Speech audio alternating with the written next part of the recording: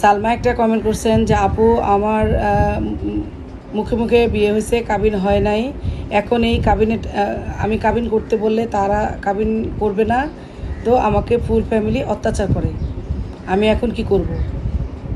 আচ্ছা, কাবিন করে নাই আবার তারাই আপনাকে অত্যাচার করে, তাই না? বাহ, কত সুন্দর। আপনিই তাদেরকে, তারা কেন আপনাকে অত্যাচার করবে? চাইলে তো আপনিই ফুল ফ্যামিলি দৌড় উপরে রাখতে পারেন। যেহেতু কাবিননামা ছাড়াই সে আপনাকে ভোগদখল করছে, আপনি যে আইনের আশ্রয় নেন, এটা তো আইনে ধর্ষণের মামলায় পর্যায়ে চলে যায়, তাই না? তাকে যদি বৈধভাবে বিয়ে করে না নেয়, কাগজ না করে, মুখে মুখে বিয়ে তো বিয়ে দেয় না।